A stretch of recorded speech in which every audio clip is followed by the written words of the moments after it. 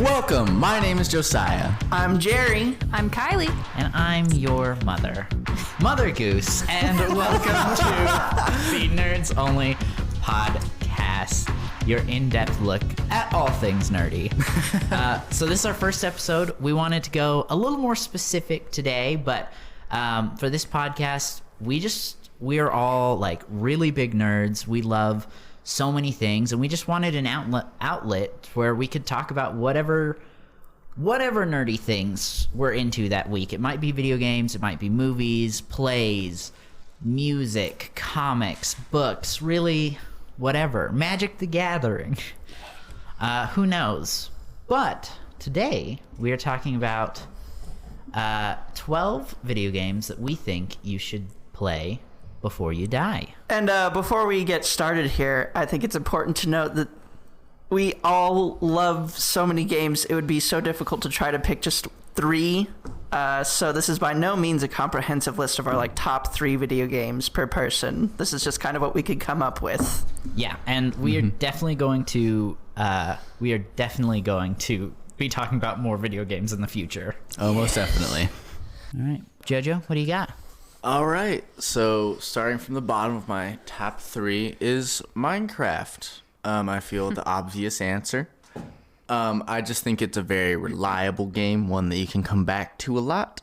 A lot of fun. You can play with friends, you can play by yourself. It's just kind of if you need to sit down and play something, it's always there for you. No, I'm really glad that you picked Minecraft because I was really torn about adding this game or not. We were talking about it beforehand, but it is the most bought video game of all time. It is the ultimate sandbox. There's so much that you can do, and I really think it is a game that people should try and play. If they haven't already. Yeah. Right. I mean, yeah, 100%. What are the odds that somebody's listening to this and they haven't tried Minecraft? What do you think? Know. Well, first off, Never what are the odds tell that me the somebody's odds. listening to this? Your mom will listen. Yeah. Let's go. Do you remember when we first got Minecraft? Well, I had to convince. Anyways, we first got Minecraft and we started building Mount Doom together. I don't. I'm sorry. It was when we were in middle school. Yeah. I still have that. That you still have the map? Yeah, Amazing. We should jump on at some point. we should and see how little we actually did. So here's a big question. Have any of you guys actually beaten Minecraft? Beaten the Ender Dragon? No. No. Never. I played survival mode for all of 10 minutes one time and I did not have a good time. I usually just play with my friends or restart. Something about that first 10 minutes of Minecraft. It's just the one that Jeremiah here so wrongfully neglected, but just, explore. I really like to go cave exploring. So it's always nice to hop in, you get some wood and some food, and you could just spend the next 30 minutes exploring a cave. It's a lot of fun. Yeah. I think that's what's so great about Minecraft, because you can, go complete the actual story, or you can just run around and explore for 10 hours, or you can build the most wild of structures. Whatever you want to do, you can do. Have you guys seen that guy who built the entirety of Gondor Oh my goodness. in Minecraft? They're building the universe in Minecraft. Oh. They're building the world for a 1x1 scale in Minecraft. Did you know that? No, that is insane. It's like a team of people who are slowly but surely building a one block, I think, 1 block to 1 foot or something. Anyways, they're building a 1-to-1 replica of structures or the world in Minecraft. Wow. That's too much. They've already built a city and stuff. It's crazy.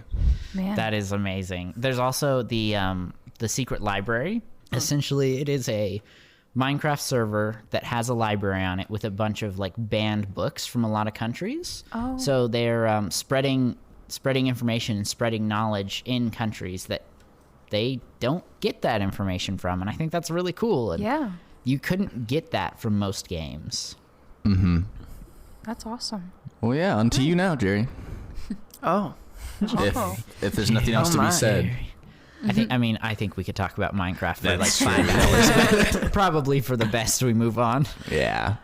My third in this list, I guess, is Smash Bros. As a general series. I grew up playing this game with my best friends, Elijah at the beginning, and later on, my little brother Josiah and my wife, Kylee.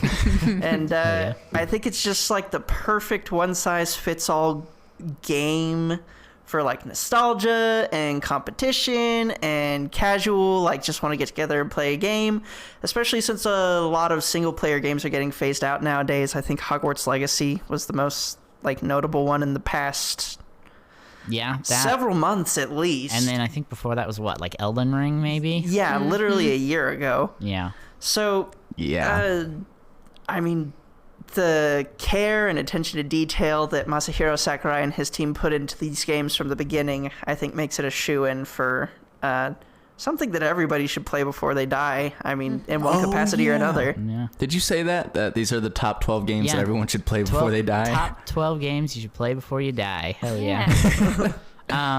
But what's the best Smash Bros? I had Smash Ultimate. Yeah, I mean, really. It's not close, in my opinion. I know there are a lot of Melee purists out there, and maybe you can't get as many, like... I don't know. I think Smash Ultimate will... However long Melee goes, I think Smash Ultimate has the potential to go 20, 30 times as far as Melee ever could. I agree. Favorite map? Favorite map? Probably Pokey Floats from Melee. Just a lot of good memories hopping around. Favorite character? Favorite character? Yeah, actually, why don't we all go around and say our main? Tough. Or a couple mains. Starting with Jeremiah. Yeah, you brought it to the table. You deserve first picks. Okay, I think my top 3 are Pikachu, Mario, and Link. But I love all of them. Yeah. They're all so good. Now tell the audience which one you beat us up with the most. There's not one. It's Pikachu. Pikachu is the one who beats us up with most. That was like... But it's been the most consistent one. If we're going to be honest. For the audience who isn't here in the room with us, as soon as he said there wasn't really one, the rest of us kind of just gave each other side eyes. I've been giving y'all the works with Jigglypuff for a while now. Yeah, Okay? but is that's true. on the casual. You every single time you pick. If you get mad that you're not Pikachu. winning, you pick Pikachu and beat us all. Yeah. What? Not me. Yes, you. What about you, Kylie? If I was to say top 3 mains, I would probably say Lucina, Roy, and Zero Suit Samus. Nice. Are we list-ceptioning this? Our top 3 inside the top 3? Hell yeah. Top 3. Hell yeah. What are your top 3 moves from these characters? Oh no. Obviously, I gotta go with Cloud, Roy, and probably Samus, which I'm hot doo-doo water with Samus, but I still love her as a character. It's okay. It's just a fun character to play. Hey, before we move on to JoJo, I realized something when we were playing Melee a couple days ago. Can we start doing timed battle instead of stocks? Like, you're still gonna win, Jerry, but then at least everyone can play the whole time and not have to sit there and watch Jeremiah and JoJo fight for 5 minutes. Whoa, this is interesting. Yeah, send y'all into less- sudden death. That's less fun. Me and Jerry No, want it's- to beat up each other. It's a little less fun for you, a little more fun for everyone else. Elijah, Now when you're- I will vote with you. Yeah, see, Kylie's got my back. I got Jeremiah's back. We're doing Oh no, we're stocks. tied. That's all the way. No, it's tied. So half the time stocks, half But- the time time. We could also threaten not to play unless we get our way. I'm fine with that. That's optimal, If actually. you two want to play each other so badly. Yeah. Oh, by the way, y'all gotta come over so we can, not like tonight, but we gotta come over so we can play Smash on the new Yes, TV. Hell it's yeah. so all right, good. all right. Anyway, sorry I got us on this tangent. No, you're JoJo? good. Top 3 mains? I love Incineroar, Corrin, and Byleth. I mained Palutena for a really long time, but I think that was a mistake. This is like playing No. Smash on easy mode. Yeah, it Oh, is. I like Palutena though. Palutena's alright. Not for me. But yeah, Corrin. I think Jeremiah hates Corrin. Right? I like playing Corrin. You just gotta shield all the time. All the time. Well, yeah. Well, we got any more thoughts on Smash before we move on? They should never make another one. Yeah, I'd be happy if the Smash franchise died with this game. Well, Yeah. maybe not died, but I mean, just it like won't die. I don't think it will die. Yeah, well, that's what I mean. Like, Okay, they don't make another game after this. If this was the last game in the Smash franchise, I would be very happy. I'd be Melee fine was with supposed that. to be the last one. I think Brawl was supposed to be the last one. But They then they always did say Wii that. dirty. Wii U definitely should not have been the last one. So we'll see what happens. He not working on it anymore though, like the main creator. No, but he said that on Melee too. Yeah. He said he was going to quit after Melee and after Brawl and after Wii. Oh, So, okay. but we're an insatiable fan base. So yeah. what is he supposed to do about it? I was Right. about to say when there's a huge outcry from your fan base, what are you gonna do? Just quit? Yeah. When you could just make more? Yeah. Quick fun fact: Masahiro Sakurai also created Kirby. That's awesome. Yes. What a man. Like the real Chad that he is. I have on my Kirby socks today. Yeah. Hell yeah. Kirby merch.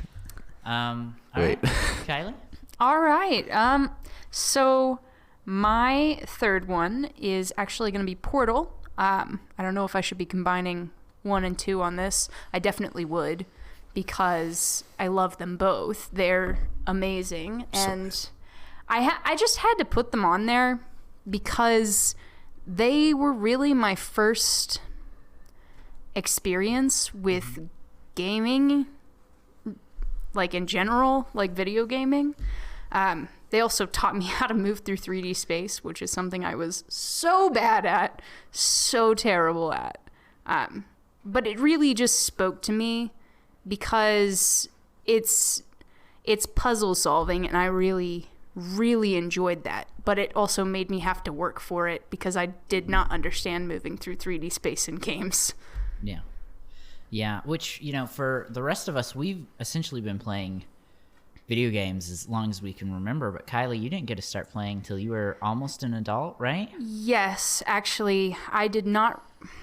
I think I had played Smash Bros. Whenever I was younger because my brothers liked to play that for like a party game. Yeah. So I had played things like Smash Bros. And I'd played like Guitar Hero and Dance Party and stuff like that. But I had never played like, any of the quote unquote, video games that everyone thinks of when they think video gaming. No like character quests type things. And so when I got into college, I had a couple people recommend Portal because it's a really good starter game so that you can learn at your own pace. And it does punish you, but it does it in a way that's not like you want to quit the game. Yeah. It's in a way that you want to learn to get better. So that's also something I really appreciated about both of those games. But Yeah. No, I really love Portal as well. It's both games are just fantastic. I mean, how often do we get just a genuinely really good, really well-received puzzle game? Yeah, it's funny that you say that it was like a good introduction into moving into 3D spaces in video games because I definitely still have trouble with those games today. I've beaten them. well, I think that's why it was maybe a good introduction. It made me have to learn it. Mm-hmm. Yeah, a good throw into the deep end. Yeah. I mean, they're not easy games. No, for sure. Yeah. Yeah. Yeah, you gotta be thinking with portals, which I was very bad at in the beginning. Hey, but that's okay. We all Yeah, first step at being good at something is being bad at something. that's true. Mm-hmm. Also, just the amount of sarcasm from GLaDOS.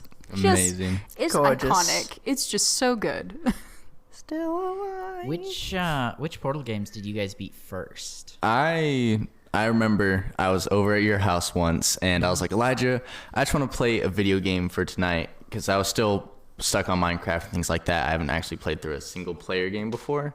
Remember, you gave me Portal 1 and Portal 2, and I beat Portal 1 that night and played throughout Portal 2 the next day. It was amazing. Portal 1 for me also. It was a couple years ago. Yeah. Also Portal 1, and on an interesting side note, I actually never beat Portal 2 because what I was playing on was my terrible old crappy MacBook Air, and it can't really run the game anymore. Yeah. So I got understandable. stuck on a level, and then I couldn't really reopen it to play ever again. So Yeah. yeah. planning on playing it soon. Re-downloaded the first one, and after I beat that, I'll re-download the second one. Nice. Yeah, I think mine. I played Portal 2 first, but I'm pretty sure I beat Portal 1 first.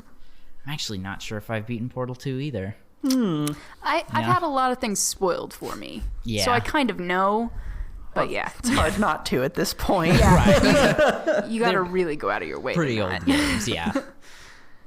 Okay, I think for my number 3, I have It Takes Two, which is a game that came out when we're recording this, I think 2021, right? I think so. Yeah. I'll fact check you. I'll make sure you're telling the truth. No, Thanks. I think you're right. I'd hate to lie to everybody, but It Takes Two is a multiplayer game, a 2-player game to be specific, and it's actually a local split-screen able game, which I love. We don't get to see a lot of those. I'm really still mad about Halo promising a split screen and then it not happening. But I think that's something that is a lot more rare now. I know there's still plenty of split screen games, but you know there are a lot that we just don't really get. It's not necessarily it's not a function that it's not a high priority function for a lot of devs these days. And I love It Takes Two. It has an amazing story. I think as well with Portal, it is a fantastic first game to play. Like if you are looking for a game to play first, or you're looking for you have a friend or a partner who's looking to get into video games, this is the game to play. It's not too difficult, but there's a ton of different mechanics. Each level is completely different. You are doing something different. You have different abilities. The movement's different. The camera's perspective is different. Everything is different. There's one mission where you are in a plane and one of you's flying and the other's shooting and you're fighting a bunch of squirrels. There's another that's a top-down Diablo-inspired level where one of you has a flaming sword and the other has an ice staff and you get to go fight a bunch of people. There's a bunch of even mini games. So each level within it has these just really simple mini games that you can compete against. And there's just so much in there. I was talking to Jerry about this earlier before we started recording. It really feels like a love letter to gaming because they just shoved as many different genres and as many different play styles into one game as possible. And it is fantastic. Awesome. So what you're telling me is it's Fireboy and Watergirl in the Forest Temple on drugs? For one level, yeah. Nice. Pretty much. Nice. Pretty much. And I think there's 5 or 6 levels. There's one where and it's so cooperative. One level, I think the husband has this sap and the wife has these matches, and it might be switched. Essentially, you're fighting a bunch of wasps. Oh. And the match can hurt the wasps, but not very much. The sap can't really do anything to the wasps. But if the one with the sap, saps up a wasp, and then the other one shoots it, it explodes the wasp. Nice. Or there's another level where one of you can you have gravity boots, so you can run on walls and ceilings, and the other one's like Ant-Man, so you can get big or small, and you have to go through and solve these puzzles together, and I don't know, it's just so much fun. Yeah. Nice. That's awesome. All right, Jojo? Coming in at number 2, Subnautica. Yeah. I feel like this isn't a very well-known game, or at least not one of those bigger games, but it has some of the best environmental storytelling that I've ever played through. It took me a few tries to get through, I'll be honest, but honestly, with school, it's hard to find the time. But if you just ever have a few weeks, it's an amazing game. It's got a lot of cool enemies. It really is just exploration at its finest. And it has a super great and fun story that you do have to explore to kind of find out. And yeah, it was one of the first single players games I played that I couldn't beat. But once I got more into gaming, it was a lot of fun to play through. And you did eventually beat it, right? Yes, I have finally beat it. I restarted like 5 times, but it was the ending, getting off the planet's a lot of fun. And yeah, it's definitely should play before you die. Who else played Subnautica? Jerry, Kylee, have you guys? Yeah, I played. What did you think? I thought it was really good. It wasn't really the kind of game that I'm terribly into. Mostly, what? What? No. I liked it. So you like I Outer liked Wilds, it. but you don't like Subnautica. Is that what you're telling me? No, I am just saying that I don't know what it was about the game, but it just didn't really grab my attention. And that's totally okay. That being said, it was really fun while I did play it, and I got sucked into it for a little while. I feel like I just got distracted. I might try to pick it up again, but it looked phenomenal. Yeah. I mean, the way that they did the underwater graphics and all the fish and everything, it all looked very natural. The vibrant colors, like the color palettes, it was a beautiful Have you game. played it since they've put out the next gen upgrade? No. Oh, man. It looks amazing. Like, it looked amazing when you played it, but they really made it look good now. Well, I might go home and play it because I just re-downloaded it. Yeah, So. you You're gonna have should. to fight me. I'm trying to play Portal. Oh, okay. I'm just kidding. I think for me, and for context, I'm scared of the ocean, and like nothing is worse than looking down and you can't see what's underneath you. And I really think this is the scariest game I've ever played. That's fair. Like looking down and not seeing anything, and then a Leviathan comes up to get you. Yes, pro tip. yeah. One of the Leviathans, if you hear its roar, it knows where you are. It's a cool game mechanic that not many people know about. So if you hear a really loud roar, get out of there. Have you killed to know. a Reaper Leviathan? I have. I pride myself on that fact. Hell yeah. Nice. It is so satisfying when you kill one for the first time. It's, great game. It did take me a lot of tries to get through it, but once I finally got through it, it was one of the best feelings ever. So I don't have much to contribute to this because I haven't played. I did watch Jeremiah play, and I have seen some gameplay, and it is beautiful and it is interesting, but I, like Elijah, am somewhat afraid of the ocean. And I just have not been able to bring myself to play that game. Yeah, It's just spooky. it's really hard because a lot of games have a really big like power curve. Like you start out weak, and then you, like Ark, for example, you start in, you die over and over and over again, but by the end you're essentially this unkillable god. It's not like that. It's not. You're just gonna die.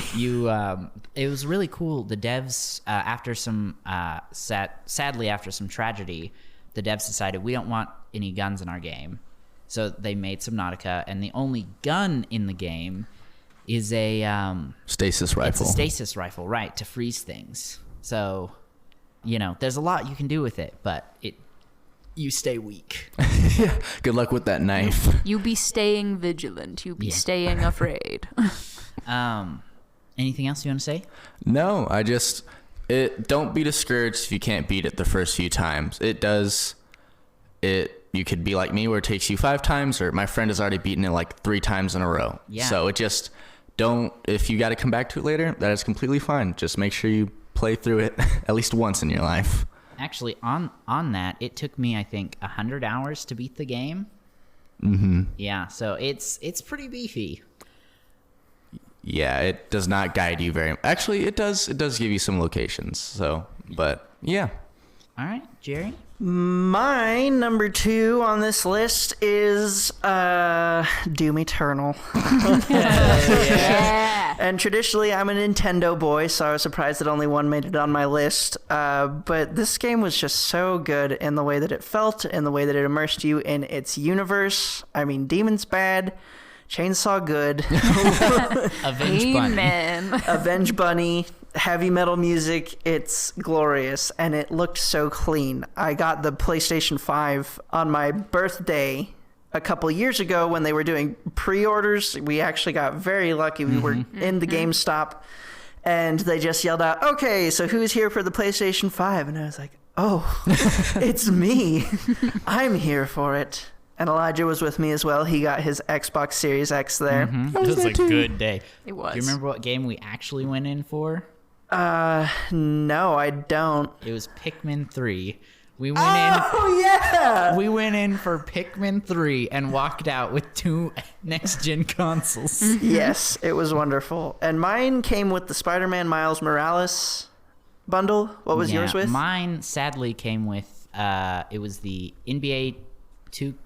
Oh, 2K, yeah. Yeah, which I'm not the biggest fan of. And the other one was Call of Duty Cold War, which I would have loved, except I already had the game. Dang. Oof. But I got an extra controller, so I'll take it. Yeah. Well, anyway, shortly thereafter, I was able to play Doom on the next-gen console, and we got a 4K TV, which we actually found out did not support 4K at 60 hertz. Yeah. And it also did not properly support HDR, so... Dang. But it was awesome. It still looked good, yeah. Yeah. I'm historically bad at shooting games, first person or otherwise, but the way that Doom, it just felt right. You knew what you wanted to do, and it's the inputs left your hand, and it happened on screen, and I feel like very few games ever make it feel that natural to just play a game. Can I ask what difficulty you beat it at? Yes, the hardest difficulty that was not the, Top. You die and have to Extreme. restart the whole game. Yes, Yeah. exactly. I didn't do that, but I Yeah. did the hardest difficulty other than that. See, I really messed up because I was told that's how you play. You got to play it at the hardest difficulty. And I'm not going to lie, I just couldn't do it. And I think if I, continued to play, I eventually would have got through it. But I'm not the type of gamer that's I just want to bash my head against the same challenge over and over and over again until I get it. For me, it's very discouraging. And I'm like, I can't keep doing this. This is why I haven't beat a single Soulsborne game. Yeah, that's fair. But I'm thinking about going through and playing it again at a lower difficulty and just saying, you know what? I just want to play the dang game and I want to have a good time. And that's Yes. fair. Yeah. That's fair. I think you should do whatever you need to do to make sure that you have a good time. Hell yeah. I am very much the kind of person who it's like a badge of honor or pride. I always play video games on the hardest difficulty, no matter what they are, unless it makes me start the video game all the way over, because I don't feel like wasting 30 hours of progress. Yeah.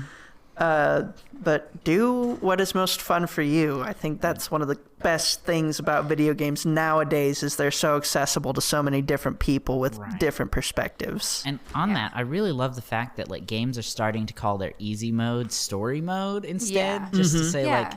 this isn't the easy mode. It's just for people who don't have time to, bash their head against it for Yeah. 50 hours. Just you go through, you kill some people, you enjoy a good story. And I really enjoy that. And I feel like it can be really discouraging for people as someone who started gaming later in, into their adult life. It's harder when you go in and you're like, well, I have to play on easy mode because I'm bad. Yeah. And it's just very discouraging. So I agree with you on that. I think that's a really good choice. Kylee, Jojo, have either of you played Doom or Doom Eternal? Or any of the Doom games? Played 10 minutes of Doom Eternal. Best 10 minutes of my life. It was what I love most is the music. I love good music tracks in video games. So just the whole feel of just having sick music while just cutting enemies in half with a chainsaw was just amazing. The gameplay is all right. It's the music that really draws me in for Doom. Yeah, for sure. I didn't play it. I watched Jerry play some, and I would agree. The soundtrack Very nice. really good. Goes hard. Also, just wrapping it up real quick, in terms of diversity, enemy diversity and also weapon diversity, it is one of my, other than Elden Ring and Dark Souls and those kind of games, I haven't played a game that offers so much in terms of variable gameplay. Yeah, and I think that's really important. For me, I can't play a game where I'm fighting the same person over and over again. Mm-hmm. Yeah. All right, Kylee, what do you got? All right. In my second place slot, I actually I decided to put Hellblade: Senua's Sacrifice. The second game is coming out this year, hopefully, but the first game is amazing. Mm-hmm. It is just chock full of such good storytelling, amazing fight sequences, a lot of puzzle solving and clue finding, and it's just so much fun. And it is also very pretty as well. But it was one of the first combat games in 3D space I played. Jeremiah actually asked me if I would play it early on in our relationship, and I cannot recommend this game enough. It is just so good.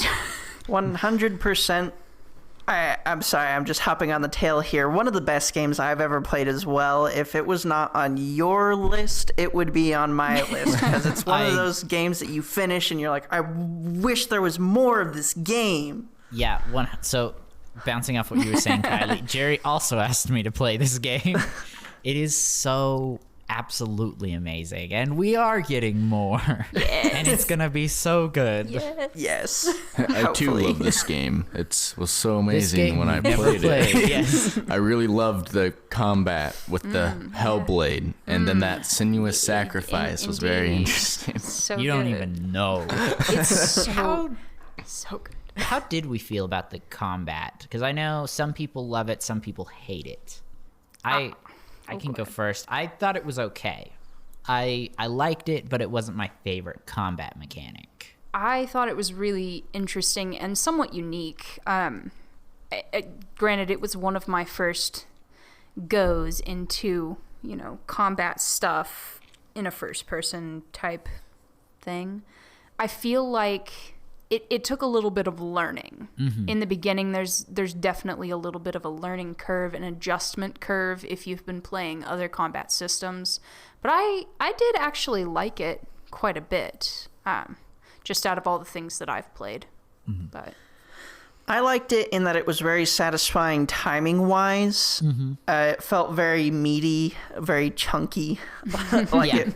They integrated it very well, but I felt it was slow-paced also. So not my favorite, but I also don't think that that's what people should be playing the game for. Right. True. So Kylie, you want to tell us what they should be playing the game for?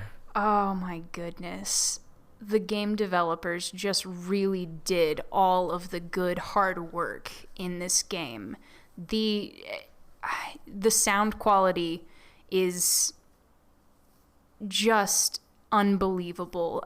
There is an element of mental illness involved in this game, and the representation and the amount of focus that went into the representation of that is just breathtaking. There's actually a point in the game menu where you can go and it gives you an in-depth follow-through on how the game developers actually sat down with people who suffered from different mental illnesses that were similar to or the same as this character goes through. And they did focus groups, and they ran by sound samples, and it's just amazing that they got all of the input from people who had actually been through it.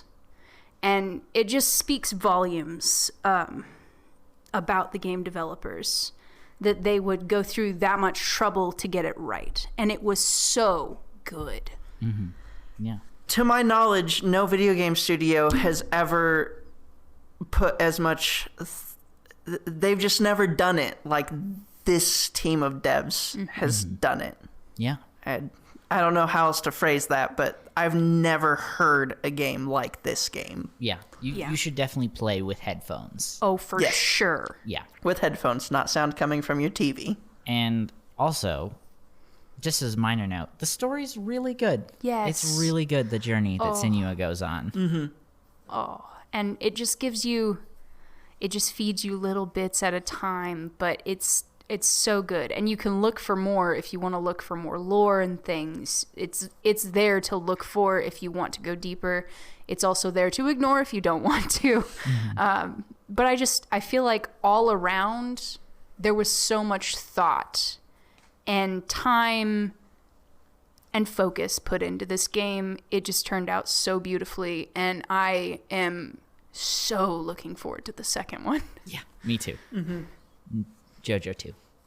Yes, I can't wait for this second game. The You'll play it storytelling, eventually. Listen, it was so beautiful. I really cried whenever I heard about this game. Right now, there's tears going down my face. but you really should play it. Like, the second game is hopefully coming out fall of this year at the time we're recording this. Maybe not, but that's what we're hoping for. Yeah. So you've got time to play the first one. Yeah, it's And it's not that long of a game. No. It's like 10, 20 hours max if you really want to do everything. But, Yeah. like, it's self-contained, and it's wonderful. Can I play it on my gaming laptop? Yeah. Yeah. It's on Game Pass. Let's go. Yeah. But Play like it. we said, play it with headphones. Okay, so for my number 3, I have Total War Warhammer 3.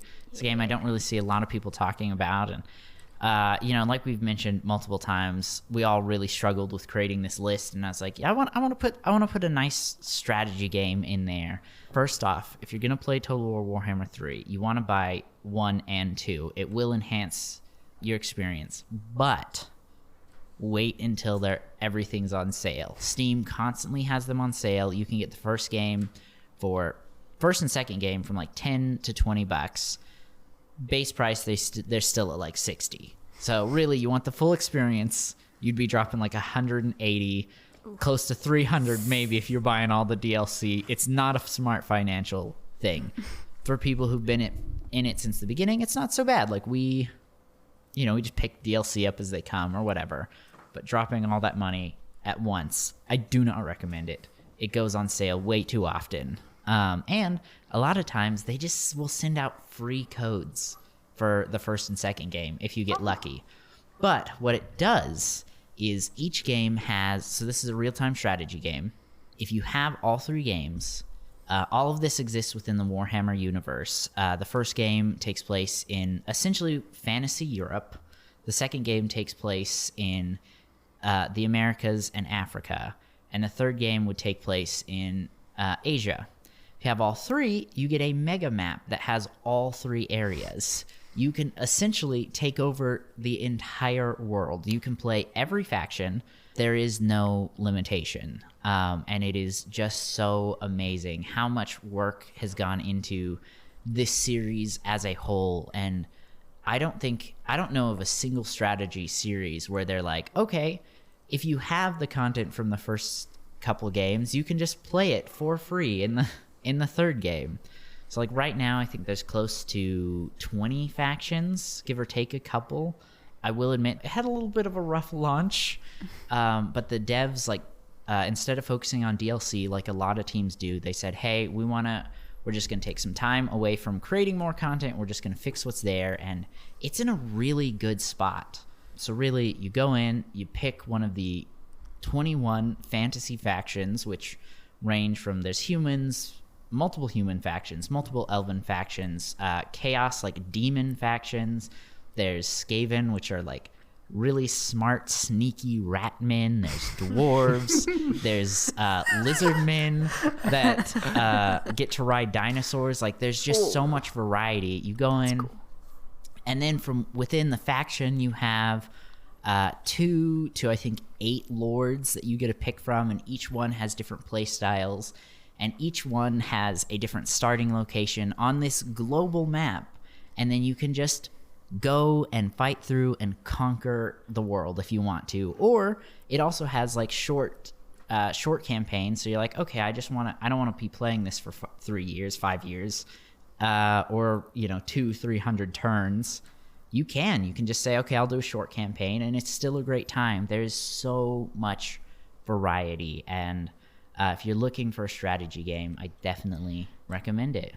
So I might get a lot of hate here. I don't know enough about this. No, that's okay. But from the way you described the third thing, where it can be like the whole world, it sounds like the best version of Risk. Yeah, it is essentially Risk, except so it's turn-based. So every faction, and there's like because there's 21 main factions and then each one has multiple sub-factions, there's like 200 different quote-unquote players. You get to move on your turn. You get to move a certain amount of distance, and then you have to manage your resources, and then you can actually go to do battles. And then instead of risk just saying, okay, here I have this many men, you have this many men, I win, you actually get to go in and fight these battles. Nice. So that's where the real-time strategy comes in. You have your full army. You get to move each... There's some units you can move individually, like your lords and like dragons or giants or dinosaurs or Hell Pit Abomination, which is just a giant mesh of rat flesh. Oh man. But most of them you'll move as a unit, and you can defend or attack. There's ambush missions, choke point missions. There's siege battles. There's minor settlement battles. There's just so much variety in terms of actual battling. That's awesome. Or if you don't want to do the battling, you just want to play it like you're playing Risk, there's an auto battle feature. Oh. And it'll do the battling for you. And then it just kind of tells you won, you lost, here's what you got, or here's what you lost. So I have a little bit of a two-part question for you, but the first half of the question is, how do you think that Warhammer compares to other real-time strategy games that are a little bit more popular, like Halo Wars or Supreme Commander? And follow-up question to that is, how would you best recommend people to get over the steeper learning curve that Warhammer, has in order to get maybe a more fulfilling experience? Yeah, for sure. So one, Total War on itself, I feel like is just an amazing franchise. Most of the games, I think there's close to 20 now, are based on like real historical time periods. So some of the more recent ones was the Three Kingdoms era. There was one for Britannia. There was one. There's Rome 1 and 2. There's, I think the most recent in terms of timeline wise was probably Napoleon. But so there's so much variety, and there's a lot of things that Warhammer specifically does that I love.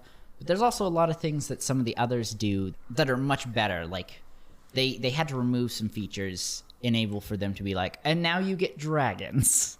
But I think in terms of like other franchises, it is a lot more in depth. Like I love Halo Wars, I love Supreme Commander, but I think the big difference is Halo Wars, Supreme Commander, you go in and you have to build your army in the moment, and then you're also struggling with, okay, I'm building my army, but this person's attacking me and I should be attacking them. While with the Total War series, you can you build your army before you go into the battle, which I think in one way works better than the other, in one way is worse. It is worse. It's just kind of up to the different play styles. Mm-hmm. And then in terms of the learning curve, I would look up what faction you want to play and then just find some YouTube tutorials and see how to play them well. I have like 20 different campaigns going, and I've beaten maybe 2 or 3 of them. Just because you go in and each faction plays so differently. And if you don't know what you're doing, you're gonna get your butt kicked. Mm-hmm. Like I had a Tomb Kings one where I think I was like 150, 170 turns in, like hours into it, and I just got destroyed. The dwarves and Britannia teamed up and just started attacking me from multiple directions, and I just couldn't do nothing. I was there when that happened, when that all came crashing down. Do you remember? Yep. Mm-hmm. Yeah. So yes, all in that here. There's so many factions. Just definitely look up tutorials on how to play, because it will absolutely kick your butt. And don't trust the game. It tells you, here's 3 factions we recommend that are easier than the others. They're not. They're not. Don't trust the game. Anyway, sorry, I went on a really long tangent there. Jojo, what do you have? About Total Warhammer. Oh, sorry, your number one game. Oh, okay. Hey, it better be good. All right, drum roll, please. Outer Wilds. Hell yeah. Let's go.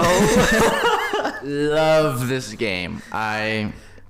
This game is amazing. I love playing through it. I love everything about it. I still need to play through the DLC, but it was such a fun time. And there's just so much to it. It's the storytelling of it's like it's a lot like Subnautica and the environmental storytelling, but it does it a lot better. I hope that doesn't anger anyone, but it just Outer Wilds does it to just they do it perfectly. And just how it doesn't tell you how to do anything, and you can explore anywhere you want, and you figure out all these things at once, or not at once, but you get pieces of the puzzle, one piece at a time. And it's just so cool when you get to the end and it all finally clicks. And it just provides a great feeling for whenever that finally does happen. And the ending is just very thought-provoking, and it's just an amazing game. I loved every single part about it. The worlds felt very lived in. The characters were all very interesting. It had very interesting ideas about death and what we think about it, and just so many things. It really is my favorite game that I've ever played so far. You have to play it before you die. It only took me about a week to beat. But it really is just an amazing game. I don't know. I love it to death. Yeah. I've played it. Jerry, you've played it. Kylee, have you? I have started it. I have not played it all the way through. And Jerry's giving me a look right now. He's wanting me to play it really badly. I am struggling, but I do see the merit in the game.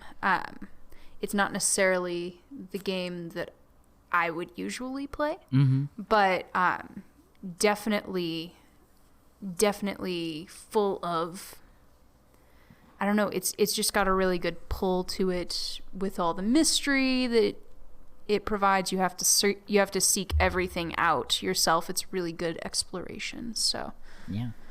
So for me, and I hope this helps, it took me like 2 or 3 times to actually get into the game because I absolutely despise the flying mechanic. It's same. awful. It is not. It's I love the flying mechanic. It's realistic. Okay, I think it's just doesn't mean good. I'm Yeah, playing video games. I was about to say, I think it's more of the learning curve. Again, you have to get used to things, and it is hard. Yeah, and you do get used to it, and it gets a lot better. But in the beginning, it's pretty bad.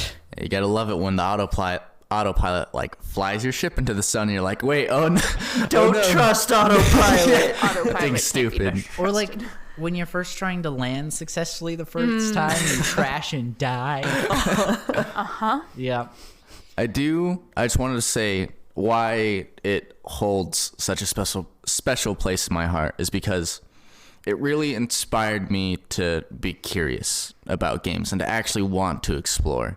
I very much beforehand would just look up things for games. That was a problem with Subnautica, and I think that's why it was hard to get into, because I was like, I just go into the next objective. I never found anything out. So I honestly, now I don't look up stuff for games anymore, unless it's like a multiplayer game. But like Hollow Knight, I'm not going to look up anything. I'm not watching any game playthroughs. It's really... Outer Wilds has definitely inspired me when it comes to like exploration and figuring things out for yourself. And I honestly hope to one day recreate an experience like it through my own game development or something like that. And so, yeah, definitely top one. I agree. Outer Wilds is easy #1 pick for standalone game. Favorite standalone game that I've ever played. Like you said, the exploration, it's just curiosity and exploration at its finest. There is no reason to continue in the game past the first 20 minutes except for your own curiosity. It doesn't start you with objectives like most games do. It's just like, here is our world. You can experience it if you choose to. Yeah, I think the only objectives are like you have to go talk to somebody at the very beginning, and then they tell you go on the ship, and that's it. That's all. That's all you get. Yes. It was pretty funny playing through the first time. I was like, so what are you gonna go do? And I was like, wait, what do you mean? Oh man, yeah, it was a blast, and it felt really good to at the start when you knew absolutely nothing and you were crashing your ship and you had no idea what was going on, to where at the end you were executing pre-planned things to get to the end of wherever the game takes you. And it was just a great feeling to understand so much, and you knew that you yourself learn these things. You weren't helped by anyone. Even the game didn't help you out. So it was very cool. Also, I'm sorry, I don't mean to drag this on. It's just such a good game. It really is. I mean, if either of you hadn't put it on your list, I was going to. Like, it was going to be talked about today. Yeah. I think I'm the only person who has completed the game in its entirety, DLC included. I think another wonderful part about this game is that the dev team really pays attention to detail in every facet of the game. Audio, visual, everything. And a lot of times dev teams, when it comes to the DLC, it's just like, you know, it's just an excuse to get people to play your game for like 5 to 10 more hours, and it really feels like an aside. Like, anywho, the DLC is the best DLC of any game I've ever played. Bold words. I believe it, though, but... Well, okay, I may just not be thinking about something. What's the best DLC you've ever played? No, I don't know. I just... Like, It's just a big statement. that's a big statement, yeah. Yeah. Coming in hot. No, I mean, seriously, except for maybe Smash Bros. No. No. Better not. It is just like, it's one of those games you play, and at the end of it, you wish you could play it for the first time again. Yeah. And the DLC satisfies that for me. Oh, good. Yeah, so I think a lot of people, first off, play the game, and then give yourself like 2 or 3 months to think over it and let it settle in your brain. And then whenever you're ready to go back in for an equal but different experience by the DLC, a wonderful masterpiece, work of art. I will say one last thing. I'm sorry. I know we're talking about it a lot. No. What really drew me in first, because I just downloaded the game because I was on vacation and didn't really have too much to do. So I downloaded it because it was recommended to me by Elijah and Jeremiah beforehand. I got to play the game. But what really drew me in was the character dialogue on the starting out planet Timberhearth. I tried to talk to everybody before going all the way up, because usually, you know, it's just a quick 2-second dialogue like, oh yeah, you're going up to the ship today. Yep. And then that's it. What was so interesting is that every single character had interesting dialogue. There was like multiple options for you to choose from, and they talked about things happening in the world. I don't remember specifically what happened, but it was like someone broke their leg, or maybe someone was pregnant or something. I don't know. There was just something happening in the world, and I was like, this feels very lived in, and it seemed like there was a lot of thought put into it, and that's what really drew me in. On to Jerry. Okay, this is a big one for a lot of people. Shadow of the Colossus is my number one game. Before you die, you should play this game. I mean, it's had a huge cult following since they made it for the PlayStation 2. Yeah. So much so that there, I think, was an active... It's not Reddit. What's the other one? Tumblr? Maybe Tumblr. 4chan.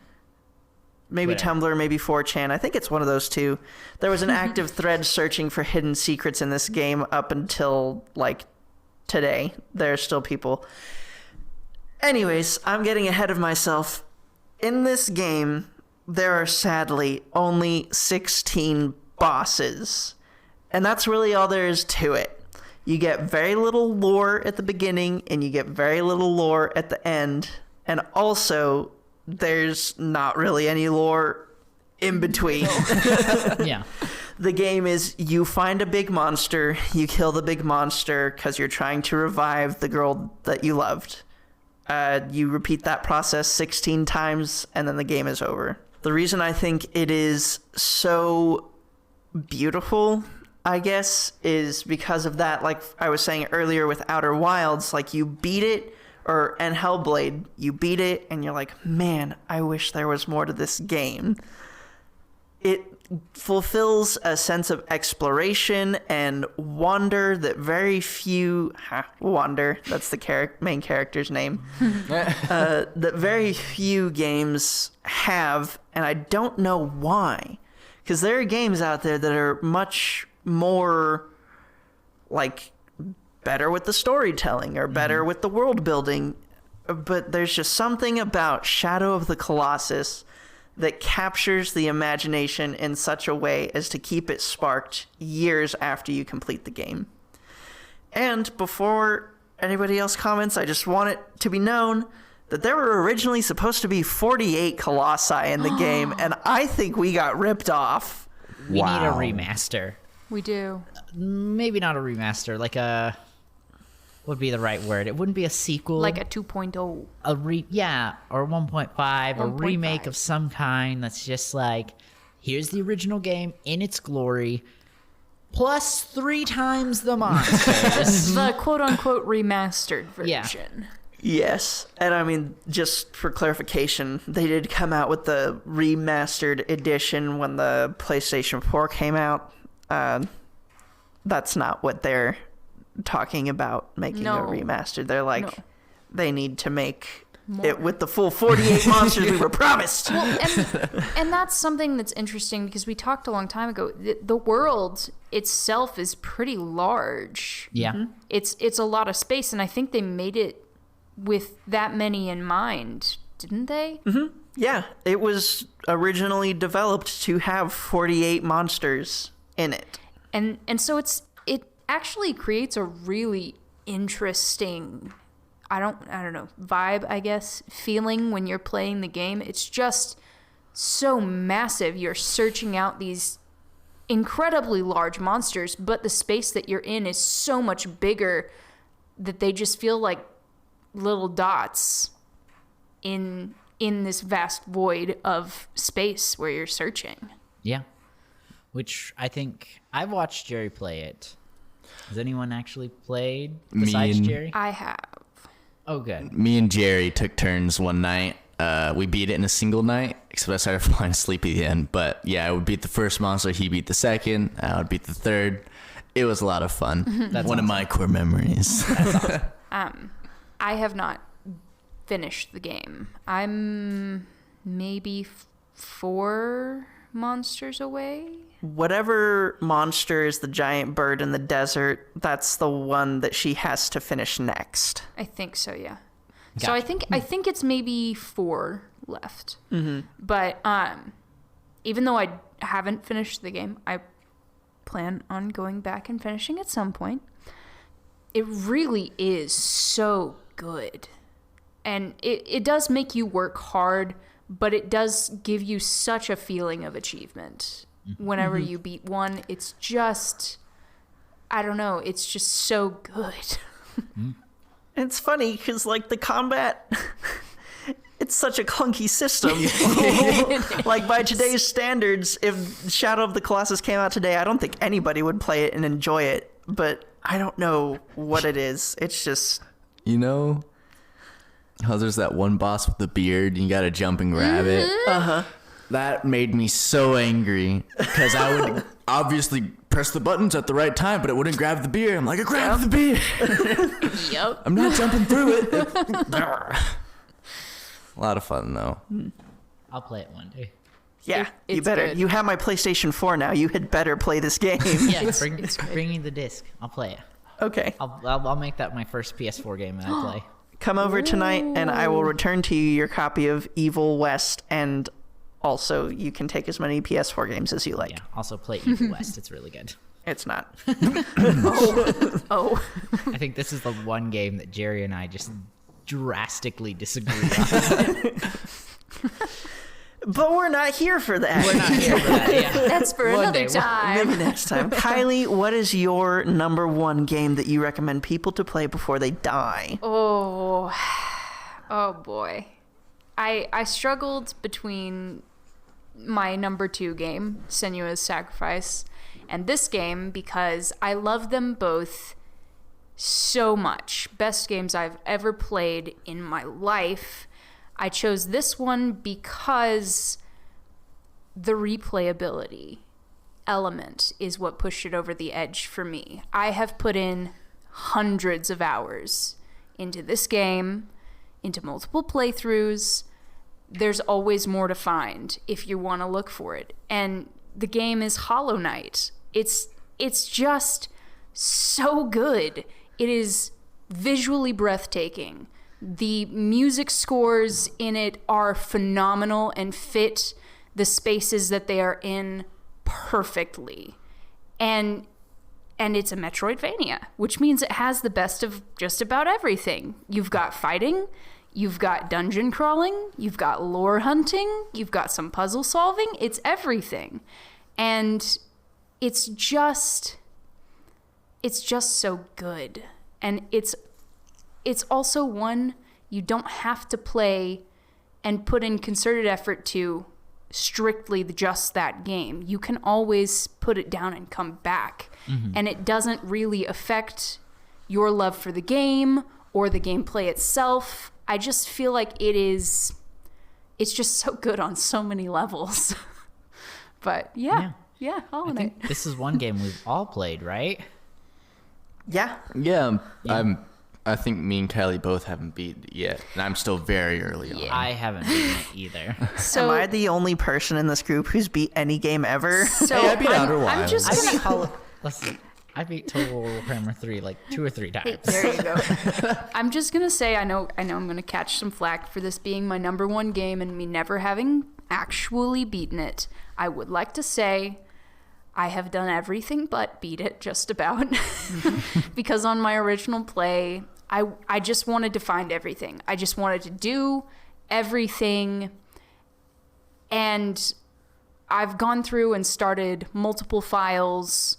Other than that, just to speed run, just to see, if I can find anything else. I have not played on my original file in quite a long time. It is on the Xbox One, so we didn't have that out for a little bit, and I just started playing on the Switch for a while. So I am going to finish this game. It's just very emotionally involved for me. Yeah. And I've got to work up to this is the end of that journey. It's hard to let go. Maybe when the second one comes out, you can say like, okay, you can justify beating it because you're like, this isn't the end of the journey. It's the end of this one, but I still have the second one. Which, it's just so funny. My top 2 games are both hopefully getting their second game this year. So Hollow Knight definitely is. Silksong's coming out this summer. And then for Hellblade, it's getting its second, hopefully, in the fall. But Yeah. Something I would like to point out about Hollow Knight is I think there are very few games. I know I've said that a lot. There are very few games, this and that. But in terms of art style, there are very few games I think that can capture such a wide variety of different areas while maintaining consistency.